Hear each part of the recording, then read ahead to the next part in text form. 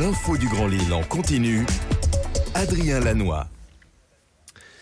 7h15, on se retrouve en direct. Bien sûr, l'info en continu. L'info du Grand Lille, près de chez vous, en ce vendredi 6 janvier. Avant toute chose, vos prévisions météo.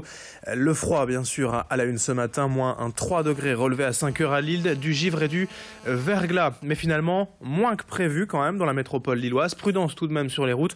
On y reviendra. Côté ciel, heureusement, du soleil annoncé toute la journée et une belle ambiance générale. Demain, les températures resteront froides, négatives et une perturbation venue du nord pourrait apporter de la neige ou au moins des pluies verglaçantes. La situation, vous le voyez, s'annonce compliquée dès la nuit prochaine avec des températures négatives, des fortes gelées et surtout cette perturbation pluvio-neigeuse, des prévisions qu'il faut encore affiner et dont on reparlera en fin d'édition.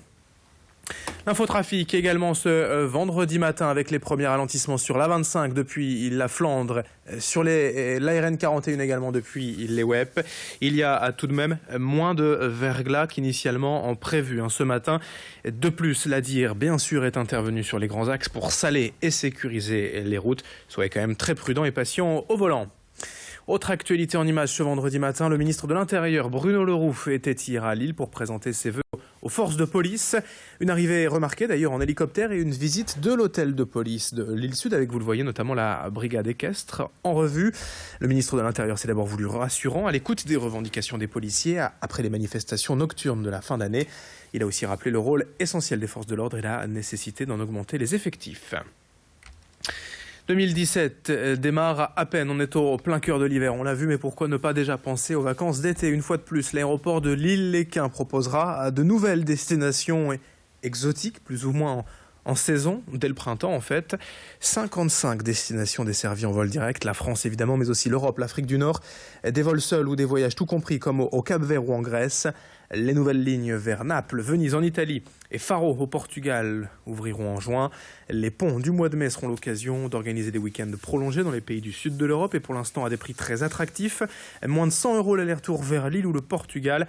Présentation et explication avec Édouard Olagnier, responsable communication de l'aéroport régional au micro de Clotilde Leguévac. Il y a peut-être des destinations qui sont moins bien desservies, avec moins de fréquences, effectivement, mais c'est sur des destinations dont on sait qu'elles sont un peu difficiles en ce moment pour des raisons géopolitiques, je pense notamment à la Turquie évidemment, mais on garde toujours un petit volume de vols sur ces destinations-là, donc que ce soit la Turquie, la Tunisie, on a toujours des départs vers Tunis ou Djerba par exemple, vers le Maroc également, on peut partir vers Marrakech et Agadir toute l'année sur ces destinations-là.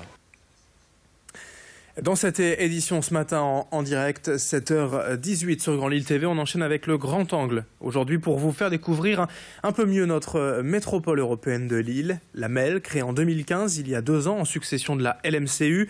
De nouvelles communes, de nouvelles compétences cette année. Mais à quoi sert la MEL au quotidien? Réponse en 3 minutes avec Xavier Silly. C'était ce matin la première séance plénière de la métropole européenne de Lille pour cette année 2017 avec des vœux du président Damien Castelin qui étaient assez brefs.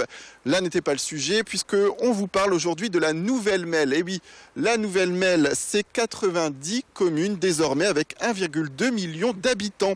Avec cette nouveauté puisque cette année, 6000 habitants supplémentaires arrivent à la métropole européenne de Lille. Pourquoi? Eh bien parce que la communauté de communes des WEP est venue rejoindre la métropole européenne de Lille, présidée, on le disait, par Damien Castelin depuis 2014.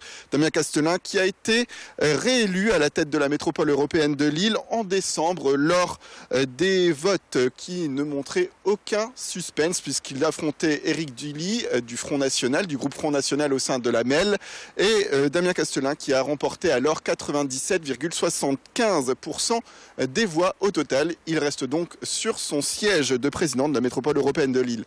Alors, la métropole européenne de Lille, c'est l'organisme qui gère pour vous les tris des déchets, mais aussi la production et la distribution de l'eau, désormais avec les transports en commun également, bien sûr, mais aussi, et c'est une nouveauté pour 2017, l'entretien des routes départementales. Et puis également, le fonds d'aide aux jeunes en difficulté, ce sera à partir de juillet 2017. Et puis le fonds de solidarité logement également, qui était une compétence du département, sans oublier le tourisme, avec le financement notamment des 9 offices de tourisme qui parcourent l'ensemble de la métropole européenne de Lille. Alors la MEL se dit aujourd'hui plus grande. grande car elle englobe désormais la communauté de communes des WEP. Elle se dit également plus forte car elle a plus de compétences, on vient de le dire, et également plus proche parce qu'elle veut aujourd'hui aider les jeunes et puis aider les métropolitains en prenant en compte ces voiries désormais. Mais la MEL, la connaissez-vous? Nous sommes allés vous poser la question. La MEL, le mot exactement je ne sais pas, mais c'est l'ancienne communauté urbaine de Lille. Je ne sais pas du tout ce que c'est, non. Pas du tout, non. Et anciennement la LMCU? Non, encore moins. C'est l'ancienne communauté urbaine de Lille.